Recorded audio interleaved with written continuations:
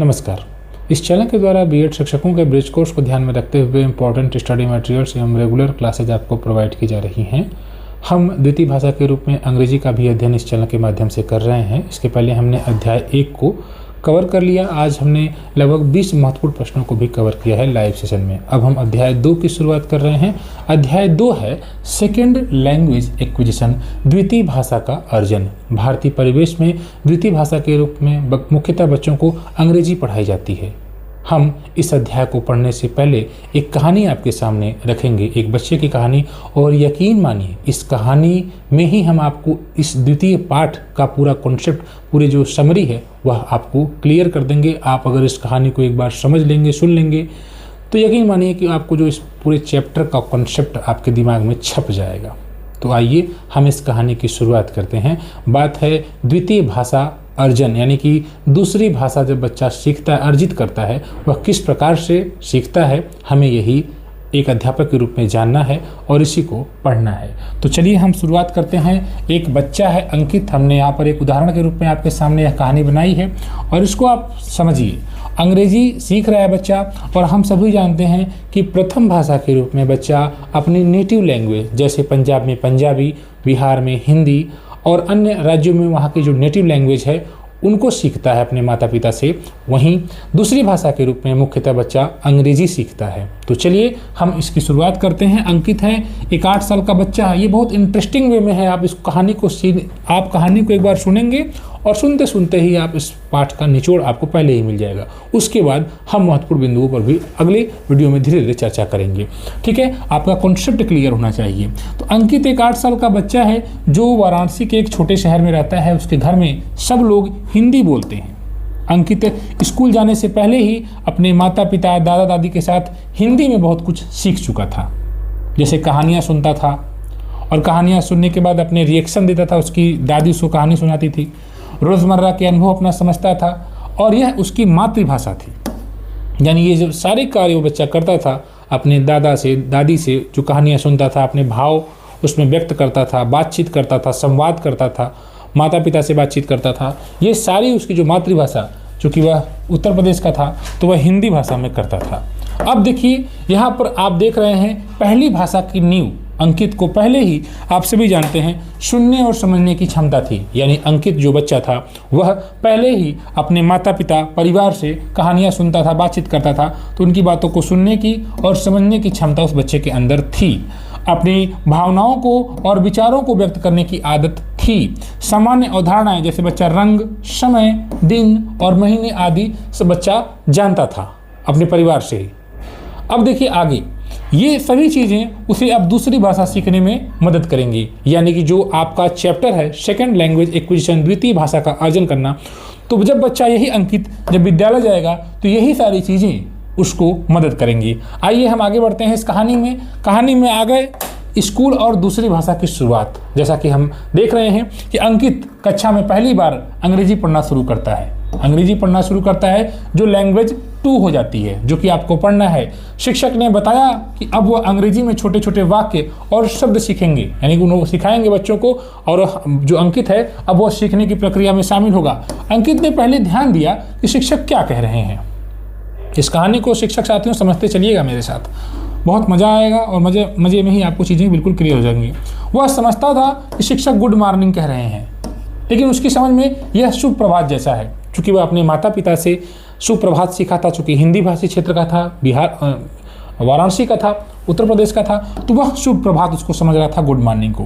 यहाँ हम देख सकते हैं कि पहले बच्चे को L1 में अर्थ समझ में आता है, यानी उनके अध्यापक ने उन्हें गुड मॉर्निंग सिखाया, लेकिन बच्चा गुड मॉर्निंग नहीं समझकर उसको यह समझ रहा है कि शुभ प्रभात। L1 यानी जो पहली लैंग्वेज है उसमें अर्थ समझता है, फिर वह उसे L2 में व्यक्त करता है, फिर वह उसे समझता है अच्छा इसी शुभ प्रभात को गुड मॉर्निंग सर जी कह रहे हैं, तो L2 में व्यक्त करता है। इस चीज़ को, इस कोर कॉन्सेप्ट को आप समझिएगा कि बच्चा पहले L1 में अर्थ समझता है और फिर उसे L2 में व्यक्त करता है। यही सारी चीज़ें आपको आगे पढ़नी होंगी। ठीक है, अब देखिए सीखने की प्रक्रिया।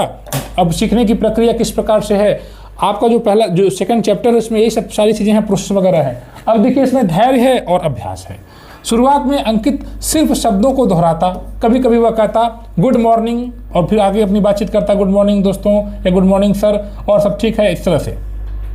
यहाँ उसने हिंदी और अंग्रेजी मिश्रित करके कहा, यानी वहाँ कुछ हिंदी शब्दों को बोल रहा है, कुछ अंग्रेजी शब्दों को मिल रहा है, मिक्स कर रहा है। इसे आप कहते हैं कोड मिक्सिंग। क्या कहते हैं? Code mixing. शिक्षक ने इसे गलत नहीं माना, शिक्षक ने इसे गलत नहीं माना, बल्कि उसको समझाया कि शुरुआती चरण में भाषाओं का मिश्रण स्वाभाविक है। बच्चा प्रारंभिक अवस्था में है, अगर एक भाषा बोलते समय दूसरे भाषा को मिक्स कर दे रहा है, जिसको आप कोड मिक्सिंग कहते हैं, तो ये स्वाभाविक सी प्रक्रिया है। इसमें कोई ऐसी प्रक्रिया नहीं है कि इसके लिए बच्चे को दंडित किया जाए। अंकित धीरे धीरे अंग्रेजी के वाक्य और शब्द फिर धीरे धीरे सीखने लगा, यानी वह पहले मिक्स करके सीखने लगा, फिर और बेहतर रूप में सीखने लगा। फिर शिक्षक ने उसे रोजमर्रा की बातें अंग्रेजी में करने को कहा, जैसे मुझे सेब पसंद है तो बच्चा कहता है आई लाइक एप्पल्स। मुझे आम पसंद है तो आई लाइक मैंगोज, बच्चा इस प्रकार से कह रहा है। मुझे अमरूद पसंद है तो आई लाइक गुआवा। इस प्रकार से बच्चा कहने लगा।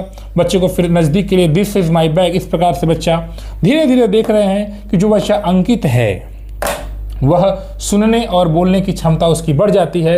यानी जो बच्चा सिर्फ हिंदी भाषा को सीखता था, बातचीत करता था, वह धीरे धीरे अब अंग्रेजी के शब्दों को भी सुनने लगा और बोलने की क्षमता बढ़ी और छोटे छोटे वाक्यों में खुद बच्चा व्यक्त करने लगा अपनी बातों को। ठीक है, अब देखिए आगे जो है खेल और गतिविधि से सीखना। शिक्षक ने क्या किया? बच्चों को खेल और समूह गतिविधियों के माध्यम से अंग्रेजी सिखाना शुरू कर दिया। जैसे बच्चों से कहा कि देखो बच्चों, रंग है और जानवर हैं, उनके नाम खेल खेल में सीखें। जैसे बच्चों को यह सिखाया कि देखो बच्चों, जो उड़ते हैं उनको हम बर्ड कहते हैं, तो तुम क्या किसी बर्ड का नाम जानते हो जो उड़ने वाले हैं? तो बच्चा उसमें बताएगा तोता, बच्चा बताएगा, उसमें कोई और बच्चा बकरी बोल देगा, तो फिर दूसरा बच्चा कहेगा कि बकरी कहाँ उड़ती है? बकरी तो नहीं उड़ती है। तो जो नहीं उड़ता है वह एनिमल हो जाएगा। तो इस प्रकार से बच्चे आपस में बातचीत करते हैं, खेल खेल में बच्चे हंसी मजाक में बातचीत करते हुए रंग के नाम और जानवरों के नाम सीखना शुरू कर देते हैं।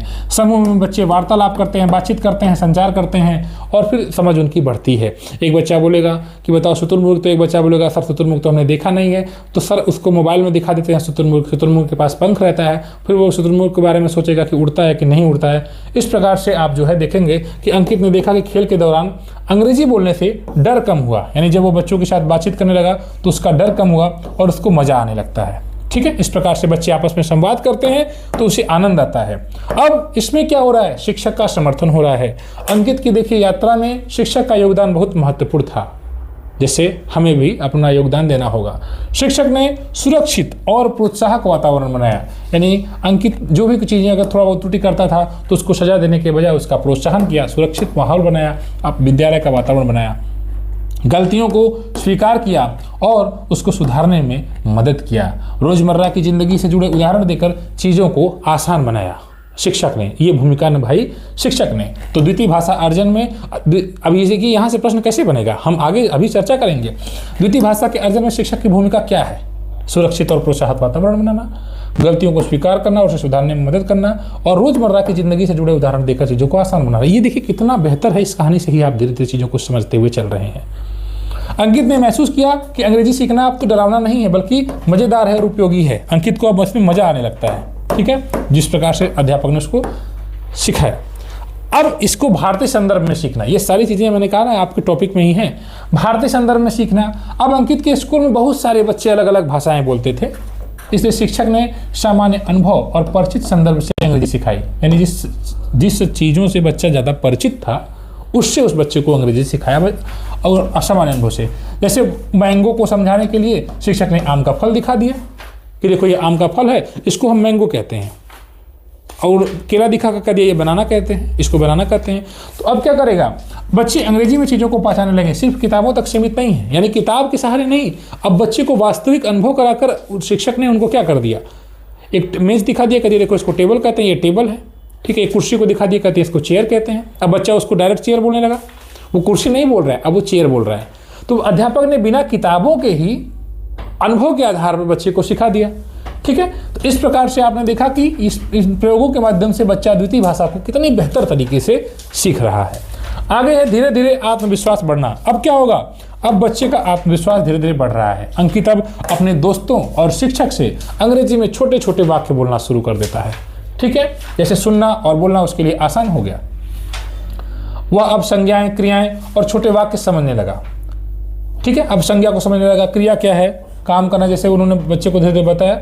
और छोटे छोटे वाक्य बच्चा समझने लगा। गलती करना उसके लिए अब डर नहीं रहा, क्योंकि वह जानता था कि ये सीखना एक प्रक्रिया है और उसमें बच्चा अगर गलती कर रहा है तो शिक्षक उसको समर्थन कर रहे हैं, सपोर्ट कर रहे हैं। बच्चा अगर सपोर्ट पा रहा है शिक्षक का तो डरेगा नहीं गलती करने से। ठीक है, गलती करेगा तो कोई बात नहीं, वो समझ रहा है कोई बात नहीं, मैं फिर अगर गलती करूंगा तो मेरे सर मुझको सही करा देंगे। इस प्रकार से तो शिक्षा के महत्व का अनुभव अंकित की यह यात्रा न केवल अंग्रेजी सीखने की थी बल्कि यह समझने की थी कि भाषा सीखना एक संवादात्मक प्रक्रिया है। संवाद हो रहा है, बातचीत हो रहा है, बच्चा अध्यापक से बात कर रहा है, अध्यापक उसको समर्थन दे रहे हैं, बच्चा अपने दोस्तों से बातचीत कर रहा है तो बच्चा यह समझ रहा है कि मैं बातचीत कर रहा हूँ तो अंग्रेजी सीख रहा हूँ। समान अवसर और समझ बच्चों के सीखने को बढ़ाते हैं। समान अवसर और समझ बच्चों के सीखने को बढ़ाते हैं, इसमें सबको सभी अवसर मिल रहा है और बच्चे सीख रहे हैं। शिक्षक, माता पिता और साथी बच्चों का सहयोग सीखने की सफलता में जरूरी है। यानी आपने देखा कि अंकित केवल अकेला अगर क्लास में रहता है तो शायद वह नहीं सीख पाता, वह अन्य बच्चों के साथ, दोस्तों के साथ बातचीत करता है, अपने शिक्षक से बातचीत करता है तो वह सीखता है। अंकित अब अपनी अंग्रेजी की कहानी घर में भी शेयर करता है और जैसे वह कहता है घर में जाकर कि today I ate an apple, आज मैंने एक सेब खाया, इस बात को अंग्रेजी में जाकर कहता है today I ate an apple. तो इस प्रकार से माता पिता भी खुश हो रहे हैं और उसे प्रोत्साहित करते हैं। तो ये रही अंकित की कहानी। इस कहानी का सारांश शिक्षक साथी देख लें और समझ लें कि हमने देखा इस कहानी का जो सारांश है वो अध्याय 2 का भी सारांश है। तो जो आपका अध्याय 2 है हम उसमें ये कह सकते हैं L1 का महत्व क्या है। जो आपका अध्याय 2 है जिसमें द्वितीय भाषा अर्जन है, सेकेंड लैंग्वेज एक्विजिशन है, द्वितीय भाषा का अर्जन में पहली भाषा का महत्व रहेगा। पहली भाषा बच्चों की दूसरी भाषा में सीखने में आधार देती है। जिस प्रकार से हमने देखा अंकित की कहानी, उसी के आधार पर हम कह सकते हैं कि जो पहली भाषा है, जो बच्चा अपने परिवेश से, अपने माता पिता से, घर से जो भाषा सीख कर गया है वह उसके दूसरी भाषा को सीखने में एक मजबूत आधार बनती है। दूसरी बात, SLA का मतलब, सेकेंड लैंग्वेज एक्विजिशन का मतलब यह सिर्फ शब्द को याद करना नहीं बल्कि संचार और अर्थ बनाने की प्रक्रिया है। यानी बच्चा अर्थ बना रहा है, बातचीत कर रहा है, तो ये एक पूरी की पूरी प्रक्रिया है, सिर्फ याद करना नहीं है, रटना नहीं है।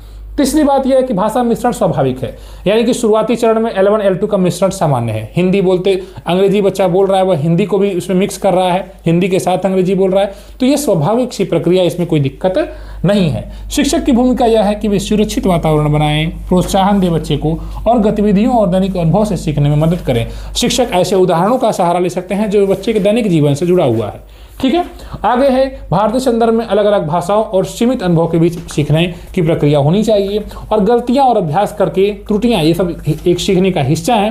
निरंतर बच्चा जब अभ्यास करता है तो फिर वो फ्लुएंसी भी उस बच्चे की बढ़ जाती है। तो इस प्रकार से अंकित की यह कहानी दिखाती है कि दूसरी भाषा सीखने का एक प्राकृतिक, अर्थपूर्ण और संवादात्मक प्रक्रिया है। ठीक है, दूसरी भाषा सीखना एक प्राकृतिक संवादात्मक प्रक्रिया जिसमें बातचीत करेंगे अर्थपूर्ण रूप से आपका, इसमें बच्चे, शिक्षक और वातावरण सभी एक साथ मिलकर योगदान करते हैं। तो ये आपके सेकंड चैप्टर को मैंने पहले ही एक कहानी के माध्यम से आपको समझाने का प्रयास किया है। अब इसके मेन टॉपिक पर इसी कहानी के सहारे हम शुरुआत करेंगे। अगली वीडियो का इंतजार करिए, हम अगली वीडियो में इसी के साथ आएंगे। फिलहाल यह आपको कैसा लगा अपनी प्रतिक्रिया जरूर दें। धन्यवाद।